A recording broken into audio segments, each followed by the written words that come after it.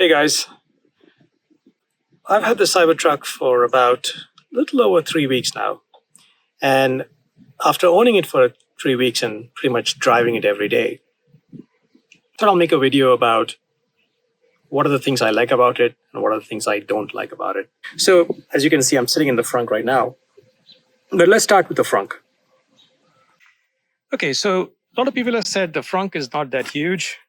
But to be honest with you, the fact that it's a powered Frunk, I find that I'm using it a lot more compared to the Model Y. In Model Y, I have to do that funny jump. I just don't seem to be using it as much. So I usually bring groceries, open it from my mobile app, and then I drop my groceries here and just hit this button and walk away and go inside the car. So the fact that it's a powered Frunk, it's just a lot more usable. And for the most part, I put all the groceries there. So there's one little bit of an issue I find with the Frunk is if you have tall grocery bags that are like standing up and you try to close it, even if it is just a little stiff, the motors are now sensitive that it's just going to go back up. And I see why they did it, but sometimes I have to kind of fold the grocery bags a little bit more to make sure that it doesn't go back up again.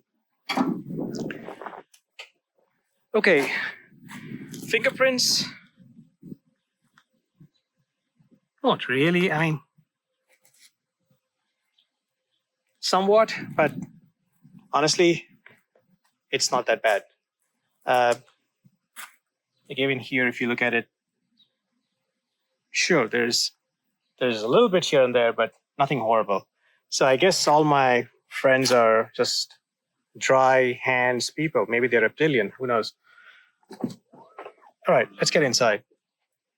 I really like the opening. It works beautifully. Seems to just work all the time. I've gotten used to it. The other thing that people don't always seem to appreciate is they did think about this. So if I press this, what if somebody tries to bang the door right now? Will my hand get jammed? Well, no, it's got a lever that comes up and stops you from shutting the door unless and until you've pulled it out a little bit.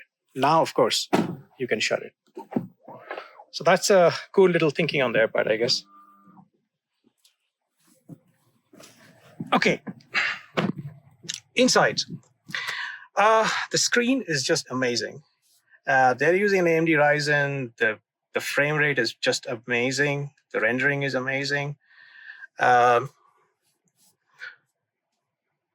I have to complain about something, right? So one of the things that would be nice is if they had a way to kind of shrink this up on the upper part of the screen or something and have the entire screen be the map. They do that for, I think they do it for the Model X. I'm not sure for the S. But they also have a display here on the front, which is taking some of this car stuff and putting it there. But it would be nice if you could shrink this further down and have the whole thing be a map. But I mean, otherwise, this is super responsive. I also like the fact that they have made this horizontal rather than vertical because it's closer to your hands. So that's really nice. And some of the fonts with the speeds and everything else, it's just nice. I don't see much of a problem looking from there down to the speed reading and some of the other details here. All right, so this is kind of the view that you're going to see. As you can see, it is really nice as far as the dash goes, like and the windshield, the way it kind of meets the dash over there. One issue that I know other people have talked about is this blind spot and the same blind spot over there. The problem here is, let's say you've kind of stopped at a crosswalk and there are people walking. There might be somebody exactly behind this and you think there's nobody there. So it's happened to me once or twice. So that's something that you have to be super careful about. Those windows do help, but still, this is still a problem. But again, you get used to it. Like right now, I kind of do that. And that seems to be fine. Now, the dash itself, that's prime real estate. I could be making fried eggs up there. The problem is, how are you going to clean it? And people have used Swiffers and all kinds of other stuff, but I mean, I have really long hands, but even then, I seem to be kind of climbing in there to get the edges. I have cleaned this up once already, and I kind of have faced that issue, but nevertheless, that's the design, so that's what it is. The steering wheel, the scrockle or frockle, whatever you want to call it, or whatever they call it, I guess. The haptic buttons are not there. These are real clicky buttons. So that's really good. I still miss the stocks, but I'm still getting used to it. I'm a lot more used to doing this to drive, and I'm already not missing the stocks here and putting it for park. So that's working nicely for me. I'm still not used to the turn signals. And the blinkies here, when you want to blink somebody with the headlights, I end up doing this, and that kind of is a problem. So that's kind of interesting. One amazing thing is the cameras. The cameras are just incredible. So let's see, if I go forward, right? There's a hotspot, like a shortcut here. If you click on this, it gives you all the cameras. So right now, since I'm in the forward gear, it's actually showing me the forward camera and the two side ones. If you look at these things closely, you can see that the wheels are right there. So you know exactly what the edges are of your car. So that's really incredible. And these lines, these white lines, like that's connected, these are so accurate that when you're parking, these really save your life. So like if I were to go forward, you know what is here? This is actually a parking lot, so it's fine. Okay, so now if I go backward now, I just want to show you the lines here. So those are the actual lines on the ground, and then the middle ones are the ones done by the car. And you'll see they're exactly lined up. And you'll see that when I come and I stop right at that edge, right? So you'll see that is the edge of the car, and that's where the pavement is. So let's see how close. Let's see how close that is. Okay.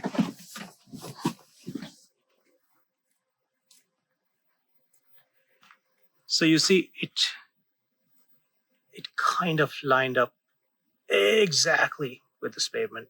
So this is really a lifesaver. It's without the cameras, it would be very, very difficult. Okay. The next thing that's pretty incredible.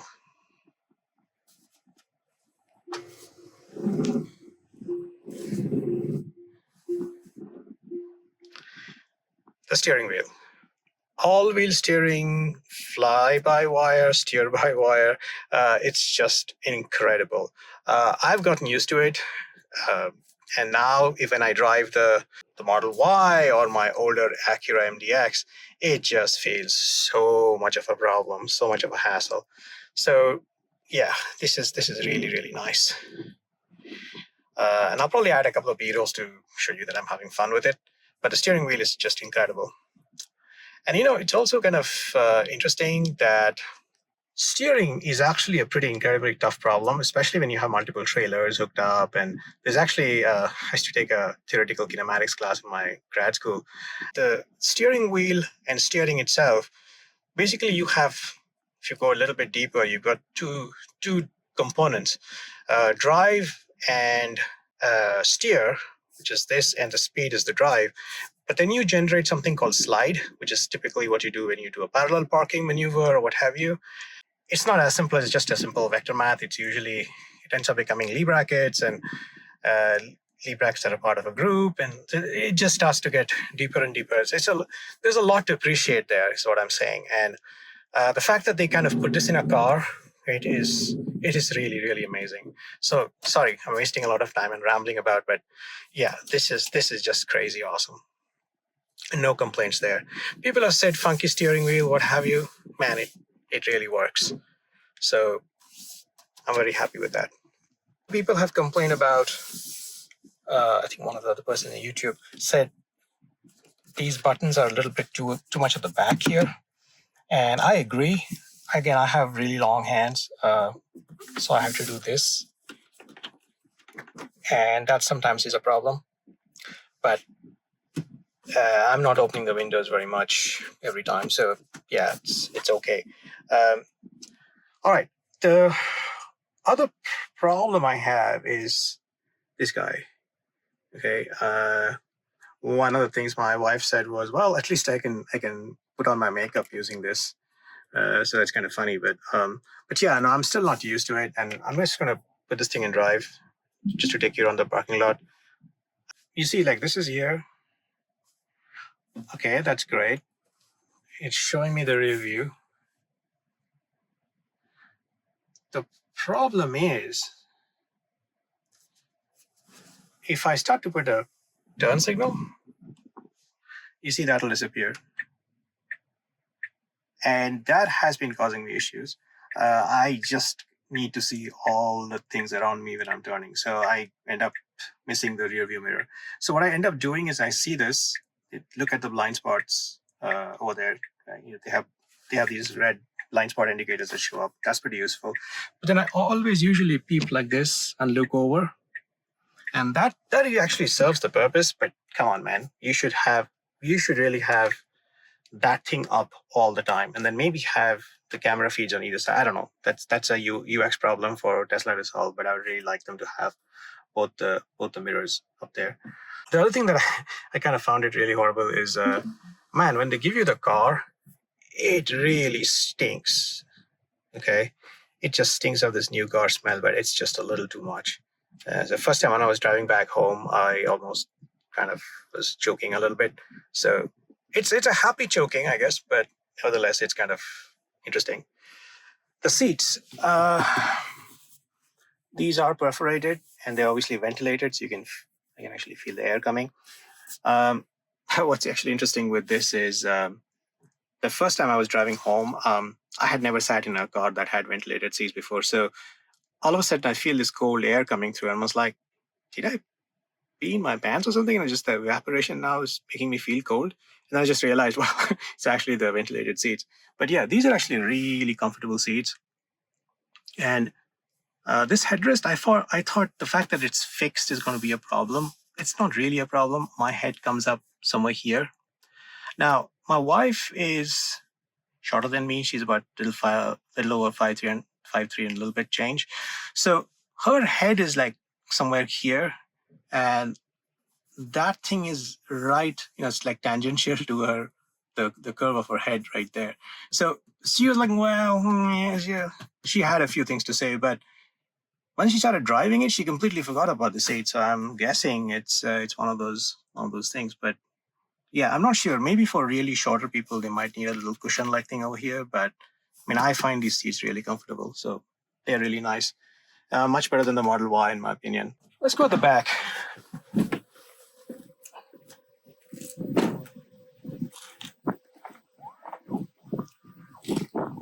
The doors opening 90 degrees definitely is a great feature.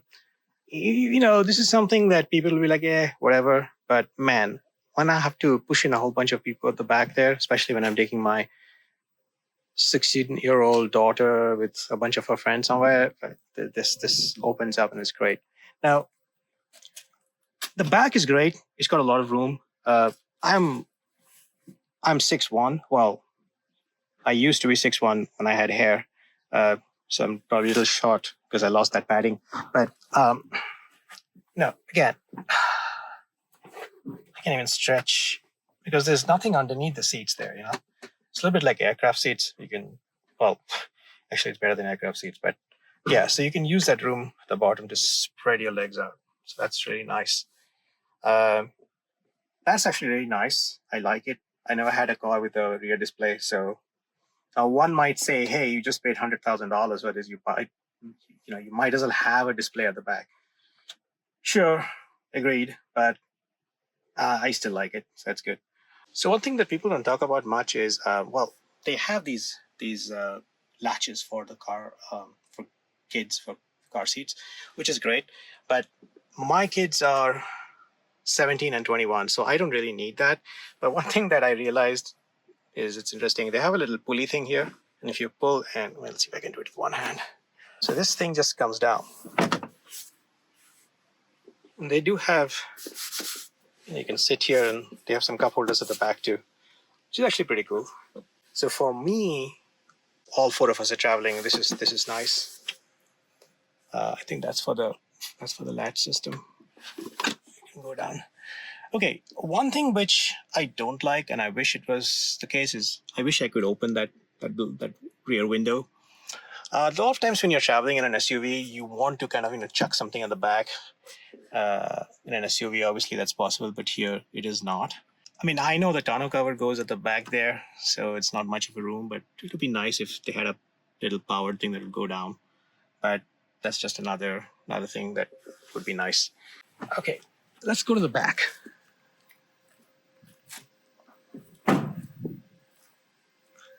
Many people have opened this multiple times in multiple videos. That's great. Yeah, I've never had anything this big. So for me, this is like an apartment. It's way more than a pickup truck for me. But, and they have the storage there, and I got some crap in there. But first of all, this thing stinks. Okay, when you pick this up, they must be storing it outside, and man, this is like if I didn't like somebody, I would probably throw them in here and lock them up. So the bed lighting is just amazing. It's bright here and still kind of beautifully showing up. Yes, this is not powered in the sense there's a spring damper here, and the spring is actually helping you to push it back, so it's not that hard to put it back up. And once you do put it up, just latch it and it kind of grabs on its own. But for a $100,000 car, it would have been nice if this was powered. Another thing I learned, I think somebody has already worked on this on YouTube, is in this, if I just do a little tap,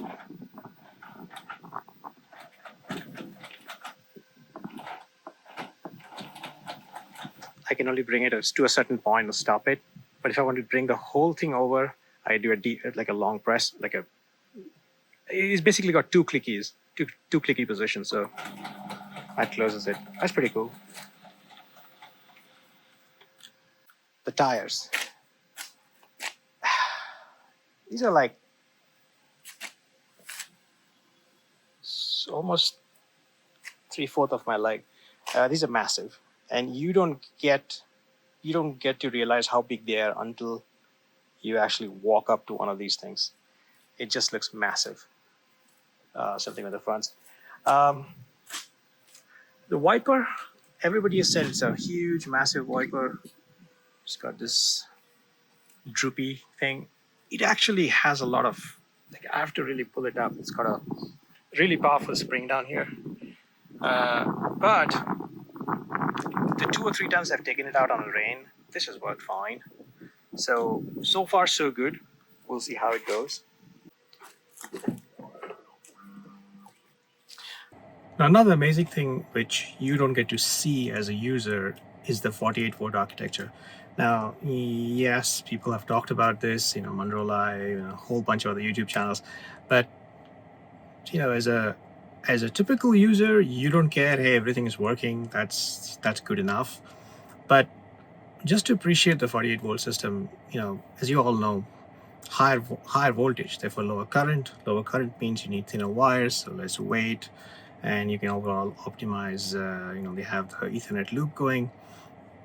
Also, we start digging deeper in. Obviously, Ohm's law. V equal to I times the current times the resistance, but then power is VI. So if you substitute them, the power generated, in other words, also in terms of power losses, like in heat, it's I square R. So it's the square of the current times the resistance. Now, obviously, resistance is constant for the wire you're using, the material. But the I squared, it's a square. So you drop a little bit of current, a whole lot of that heat goes away. So that's pretty amazing. And then, there are other deeper things. Like, for example, a lot of people don't realize, people just think R is just R, but it's actually there's a difference between resistance and impedance. I mean, there's a combination of resistance, inductance, and capacitance, and then the more of some of these things, like for example, if you have a higher inductance, you're going to get inductive spikes, voltage spikes, and current spikes. Those things start to play into the whole electrical system design, and the fact that they said screw the 100-year-old 12-volt, actually it's not 100-year-old, I think they did change it from 6 to 12 at some point, but whatever, a whole many years old electrical system to this new one, I think that's a very ballsy move, but at the same time I think it's really cool, and people I don't think appreciate it as much. But then again, it's just a fact. It's a bullet point somewhere that unless you really want to know about electrical circuits, you don't really care. But I think, at least for me, I really appreciate that. So that's another very, very cool thing about this vehicle, which I don't think any other car in the world has at this point. So that's another cool thing. And then finally, the sound system. The sound system on this thing is just absolutely incredible. One way to test it out is you can try it out with, go to YouTube and pick up some of these Dolby test videos and play it. It's got, I think, like 15 speakers and 2 subwoofers. And you can do a basic, basic setup here. So I like it in the way it is right now, but yeah, it's really crazy. So I really love this overall. So in the end, what's the verdict? Well, so far I really love the truck. It's done a really good job taking me from point A to point B. I have not climbed mountains. I haven't gone to a Tibetan monastery in this thing. I have not tried to go from Boston to London over the Atlantic in the wade mode. But just as a regular car driving from point A to point B, extremely comfortable. The suspension, overall, the tuning of it, you can go from comfort to sport to custom. It's done a really good job. I'm glad I have this truck. Let's see how it pans out in the next few weeks and next few months, and then hopefully years. Thank you. See you in the next one.